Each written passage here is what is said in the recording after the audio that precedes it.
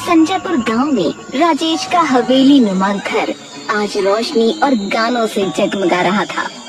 राजेश के बेटे अर्जुन का 18वां जन्मदिन था।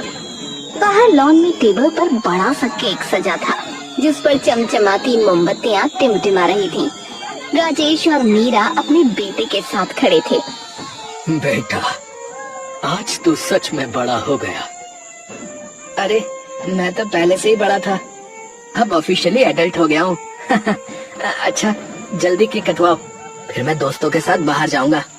अरे बेटा, मेरा मन नहीं मान रहा। इतनी रात को बाहर जाने की क्या जरूरत है? मम्मी, अरे अब मैं 18 का हो गया हूँ भाई। मेरे दोस्त पार्टी के लिए वेट कर रहे हैं। आप क्या मुझे बच्चा समझती रहेंगी क्या? अरे चलो भी मीरा, बेटा बड़ा हो गया है भाई। जाने दो इसे। पहले केक तो काट लेने दो। अर्जुन ने फटाफट केक काटा, दोनों को खिलाया। बाय मम्मी, जल्दी आऊंगा। मैंने जो सोने की चेन तुझे गिफ्ट की है, उसका ख्याल रखना, और अपना भी। हाँ ठीक है। मीरा का दिल एक अजीब सी बेचैनी से धड़क रहा था। वो बाहर देखने लगी। अर्जुन गेट के बाहर खड़ी अपनी बाइक की ओर बढ़ा ही था कि अचानक आवाज आई। अरे छोड़ो मुझे, हेल्प! राजेश, ये तो अर्जुन की आवाज है। क्या हुआ अर्जुन?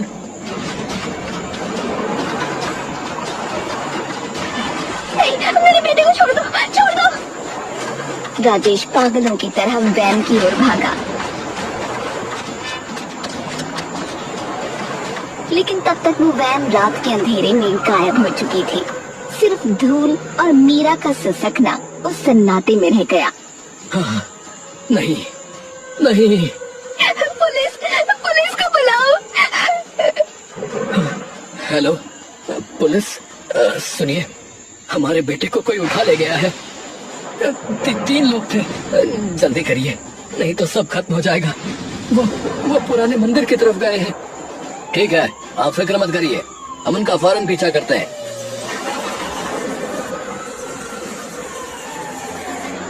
पुलिस की गाड़ी की सायरन रात की चुप्पी को चीरती हुई गांव के बाहरी रास्ते पर भाग रही थी। इंस्पेक्टर सूरज सिंह तेज रफ्तार से वैन का पीछा कर रहे थे। उधर वैन में अर्जुन की आंखों पर पट्टी और मुंह पर कपड़ा बंधा था। प्लीज प्लीज मुझे छोड़ दो, मेरे पापा आपको पैसे दे देंगे, मुझे जाने दो। भैया, सायरन की आवाज, पुलिस पीछे। अबे सीधे रास्ते से जाना खतरनाक है, जंगल वाला पुराना रास्ता लेते हैं।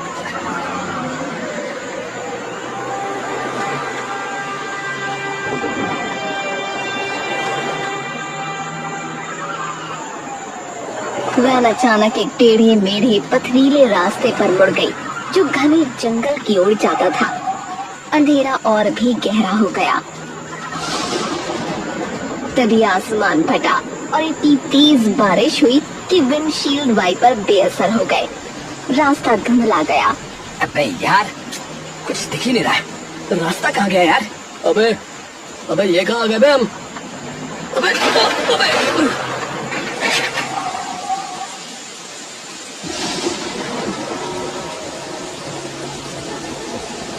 अरे यहाँ छुप जाते, पुलिस बारिश में इस तरफ नहीं आएगी। हाँ।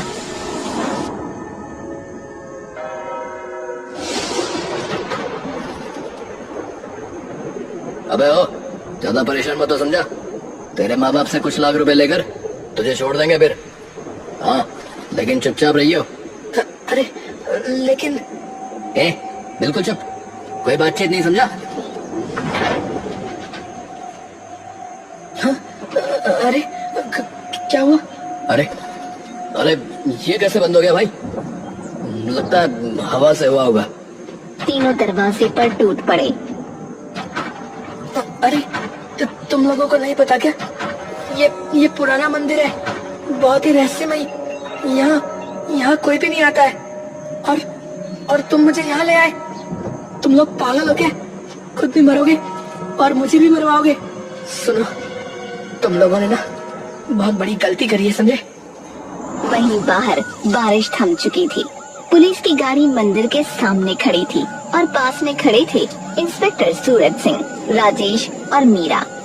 मीरा का चेहरा आंसुओं से भीगा था। हमारे सूत्रों के मुताबिक वो लोग इसी इलाके में गायब हुए और यहाँ सिर्फ यही एक ढांचा है। संभव है कि वो इसी मंदिर के अंदर छिपे हैं।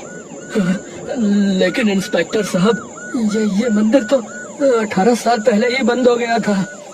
किसी कारण से ये खुलता ही नहीं है। मेरा बेटा अंदर है, प्लीज दरवाजा तोड़िए ना। वही करेंगे, बस आप रोइए मत।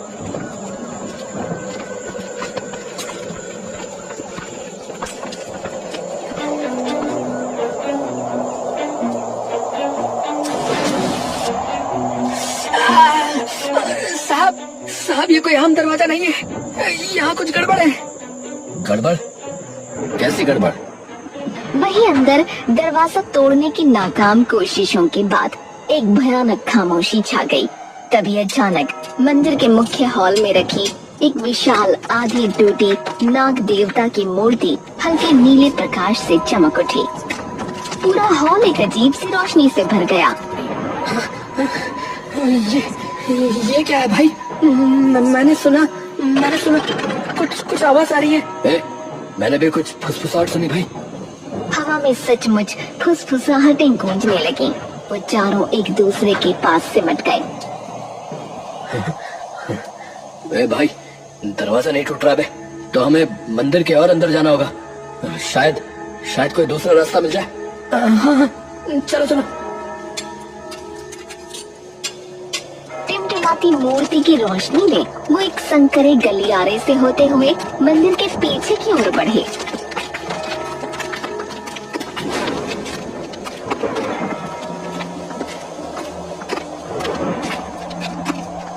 गलियारा एक विशाल गुफा में खुला। गुफा की दीवारों पर पुरानी जीवंत नक्काशियां थीं।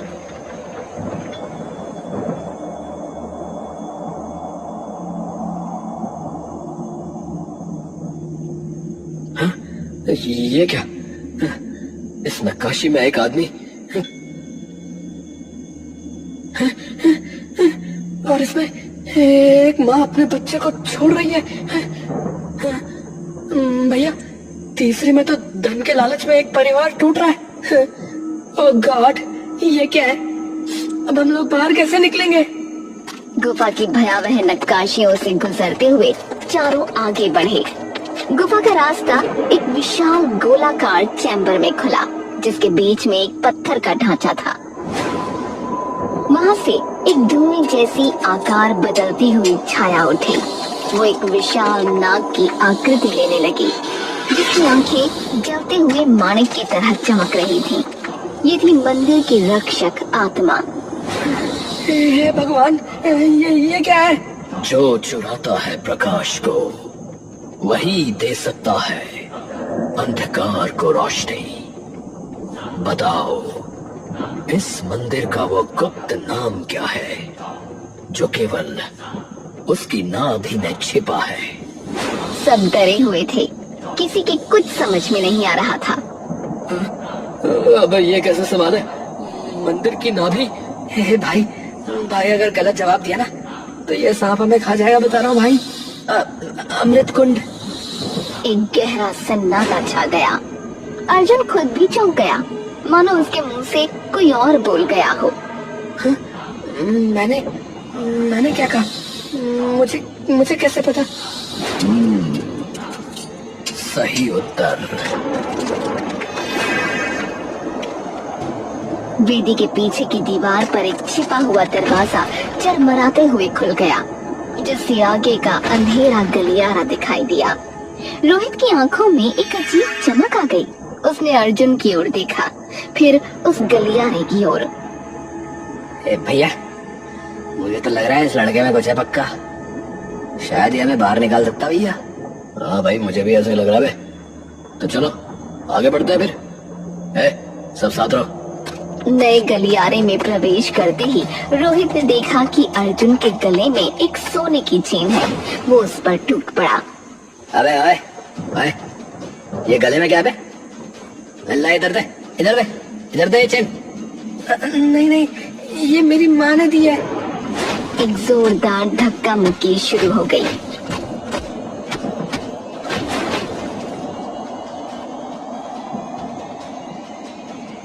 अबे पागल कहीं के, अबे साले ये तूने क्या कर दिया? बे हमें ये जिंदा चाहिए, समझा?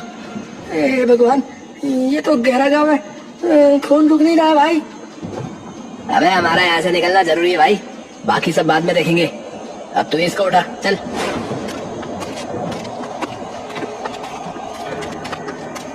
वो एक नए चैम्बर में पहुंचे। वहाँ की दीवारों पर भी नक्काशी थी। एक में एक राजा अपने ही पुत्र का इसी मंदिर में बलिदान दे रहा था। दूसरे में एक पुजारी गुप्त खजाना चुरा रहा था। अब छोड़ मुझे। अबे अभी तो तेरे सर में चोट लगी थी, क्या हुआ तेरी चोट को? कहाँ गई तेरी चोट? ओ तेरी, अबे अबे ये क्या जादू है बे? ओए तो इंसान ही है ना लड़के? अरे अरे ये इस रहस्यमय मंदिर की वजह से हो रहा होगा, चलो छोड़ो इसे। अबे पर मेरी खरोंच तो ठीक नहीं हुई बे।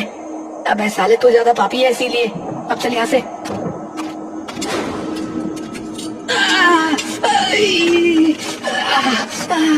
ये क्या है? अरे अरे मेरी मदद करो भाई। ओए अबे ओए अबे ओए, कोई छूना होते से, ये मुझे जहरीली लग रही है।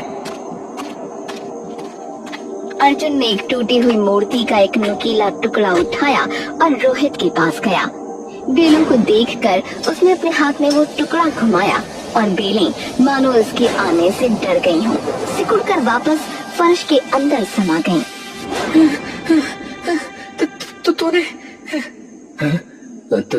तुझे तुझे कैसे पता चला कि? मुझे कुछ नहीं पता। अबे भाइयों, मुझे लगता है कि शायद मुझसे गलती हो गई है भाई। ये लड़का कोई आम इंसान नहीं है भाई। विक्रम अब अर्जुन से एक लगाव सा महसूस कर रहा था। दूसरी पहेली, जिसका यहाँ जन्म हुआ, उसकी नाभि पर क्या निशान है? सवाल सुनते ही अर्जुन के सिर में एक तेज दर्द उठा। उसकी आंखों के सामने धुंधले से दृश्य तैरने लगे। एक बच्चे के रोने की आवाज, चमकते दिए और एक विशाल नाग के फन वाली मूर्ति। ये थे उसके बचपन के अजीब से सपने जो हमेशा उसे सताते रहते थे। उसने अनजाने में अपनी कमीज उठाकर अपनी नाभि के ठीक ऊपर देखा। वहाँ एक बर्थ मार्क था। अबे देखो उसके पेट पर। अबे ये तो इसी मंदिर की बड़ी मूर्ति जैसा है। एक नाग जिसके फन पर एक सितारा जैसा है। अबे इसका बर्थ मार्क बिल्कुल उस विशाल मूर्ति जैसा क्यों है? तुम्हें याद नहीं होगा अर्जुन, लेकिन तुम्हारा जन्म यही हुआ था, इसलिए तुम्हारा ये निशान ही इस पहेली का उत्तर है। ये सुनकर विक्रम, करण और रोहित तो हैरान ही रह गए। नागदेव के शब्दों ने चैम्बर में बिजली गिरा दी। सबकी निगाहें अर्जुन पर टिक गईं। तुम्हारा जन्म यही इसी पवित्र वेदी के पास हुआ था। 18 साल बाद तुम्हें यहाँ आना ही था, इसलिए हमने तुम्हें बुलाया। ये लोग तो सिर्फ एक जरिया थे। इस मंदिर में रखा खजाना तुम्हारा है, तुम्हें लेकर जाना है और ये लोग यहीं रह जाएंगे। यहीं रह जाएंगे? अबे क्या मतलब है? मतलब हम इस लड़के की वजह से यहाँ फंस जाएंगे?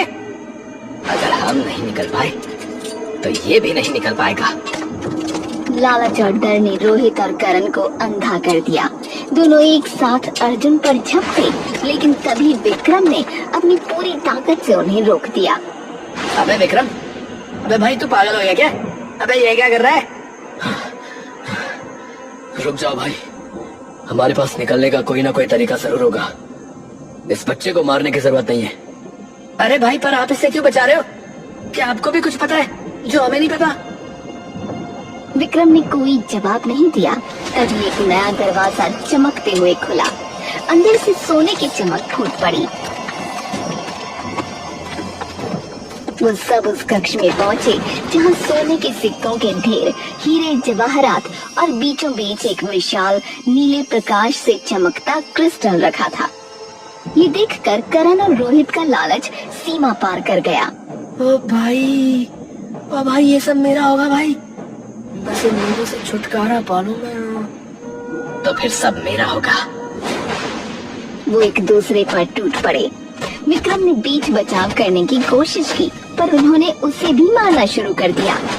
लड़ने से कुछ नहीं होगा। एक अंतिम परीक्षा पास करोगे तब मिलेगा ये खजाना, और वो है सच बोलने की परीक्षा। तो अपने जीवन का सबसे बड़ा सच बोलो। एक अजीब शक्ति ने उन तीनों को सच बोलने के लिए विवश कर दिया। मैंने हमेशा से इन लोगों को धोखा देने का सोच रखा था। जैसे ही पैसे मिलते मैं लेकर भाग जाता। मैंने सोचा था उसे हमेशा के लिए चुप करा दूं। मुझे इस मंदिर से कनेक्शन फील हो रहा है। मैं ही तेरा असली पिता हूँ अर्जुन। गरीबी के चलते मैंने अपने ही नवजात बेटे मतलब तुझे बेच दिया था। राजेश ने तुझे खरीद लिया। मैंने तुझे इसीलिए उठाया ताकि फिरौती तो मिले ही। अगर पुलिस पकड़ भी लेती तो डीएनए टेस्ट से मैं तुझे अपना बेटा साबित कर सकता था, केस जीत सकता था। अर्जुन की आंखों से आंसू की एक धार बह निकली। उसको तो समझ ही नहीं आ रहा था कि क्या कहे और कैसे कहे। तुमने सत्य बोला, परंतु बहुत देर से। अब जाओ, पर यह अभिशाप लेकर जाओ कि अब से तुम्हारी जीवा कभी झूठ नहीं बोल पाएगी। हमेशा सत्य ही निकलेगा।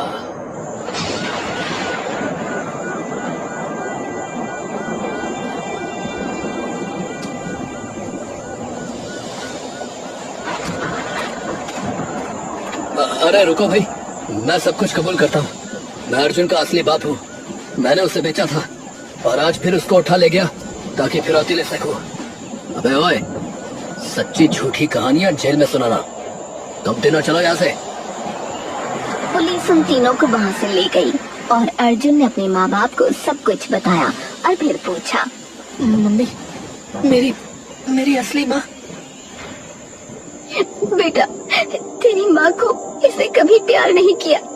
बेचारी एक दिन रास्ते से गुजर रही थी, तभी तेरे पैदा होने का समय आ गया। वो इसी मंदिर में चली आई और तुम्हें पैदा करके मौके पर ही परलोक सिधार गई।